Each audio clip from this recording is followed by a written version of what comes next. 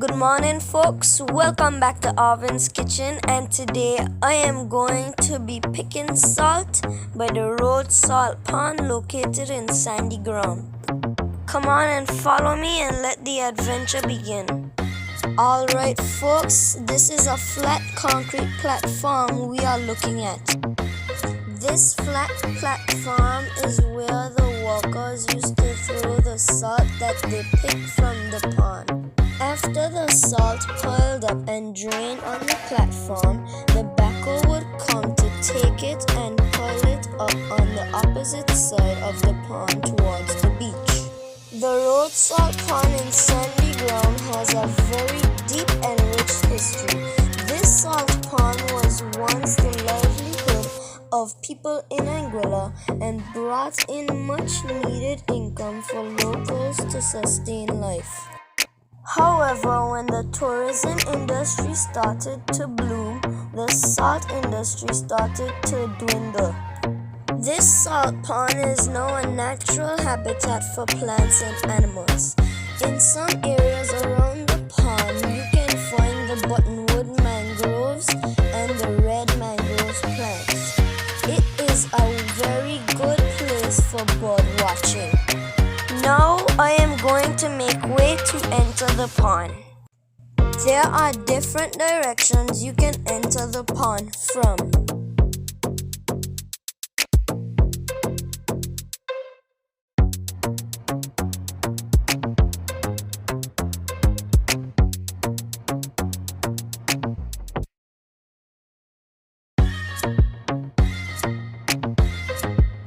Okay folks, this walkway was built by Mr. Wagga Ray.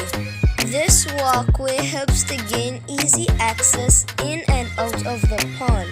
It also created various sections in the pond. Although in present day the salt pond is not in business operation, it is still naturally producing salt. Our local people and tourists are still experiencing the fun of salt picking. As we go more and more into the pond, you can notice the foam. That is a sign to look for when identifying a salt pond.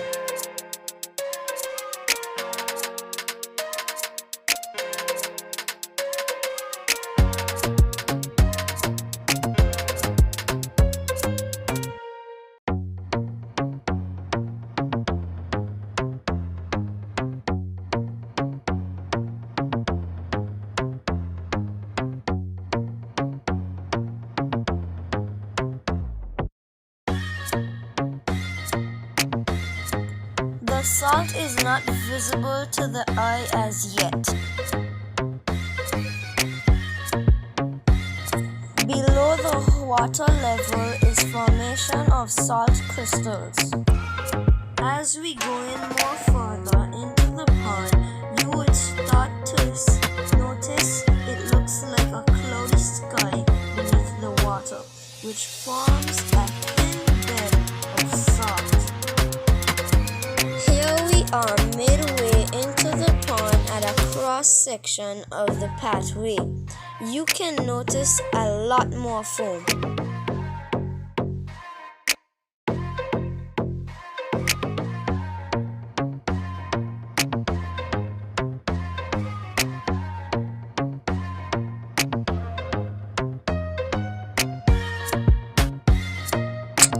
Look at this rock.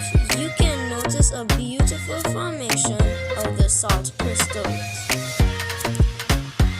Here below the water, you can notice more and more salt crystals.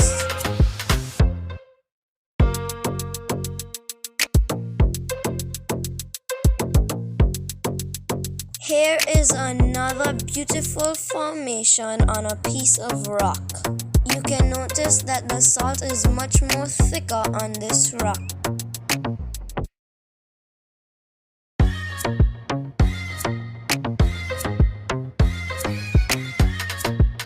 You must always use a pair of gloves when picking salt so that your hands does not get bruised or cut from picking up the cakes of salt. The salt is not dusty as you would usually get in the shop. It is usually like breaking off pieces of rocks. If you look closely here, you would see that it looks cloudy. That there is a bed of salt I am literally walking on. As a result of this salt formation, you need to wear proper shoes so that the salt does not cut your foot.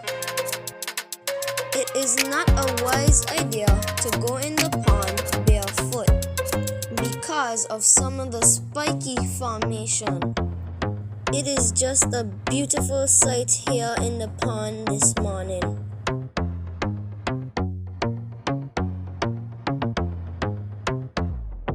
The farther we walk, the thicker the layer of salt gets.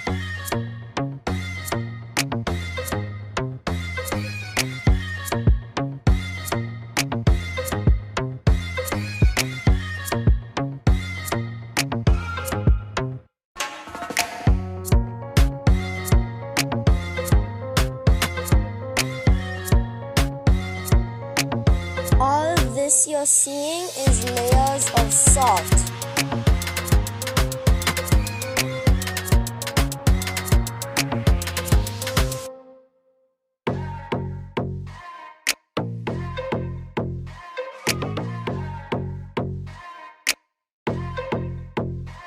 This is why you need to wear gloves and shoes in the pond, because this piece of salt is pointy and sharp.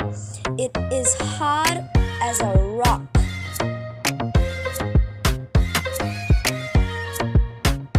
As you can see, folks, the layer of salt is so much thicker. It is a good spot for salt picking.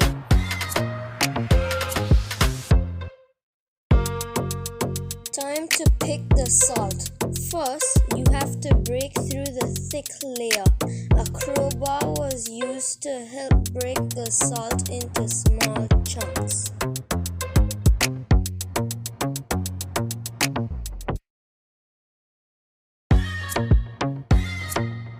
After picking the salt, it used to be left on land to drain for about 3 to 4 weeks before shipping out to various countries such as Trinidad to mix with the oil, Nova Scotia to salt fish, America to salt roads, and Canada as well. In years gone by, people used to trade provisions for salt.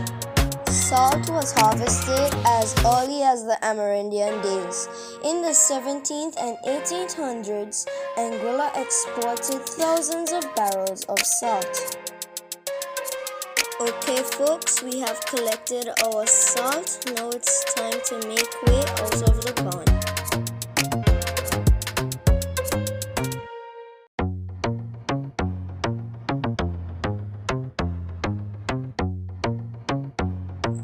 Just outside of the pond, this is where the old salt factory was in operation.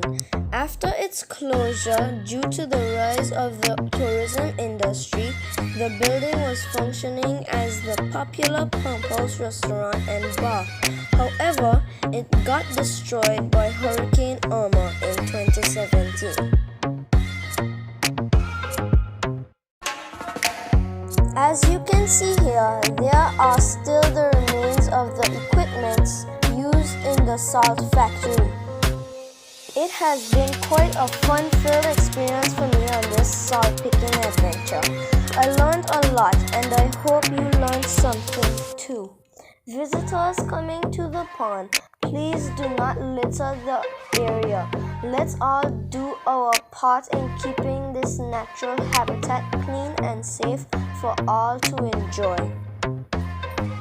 Thank you all for spending time with me on this salt picking adventure. Thank you for your likes, shares, comments, and support.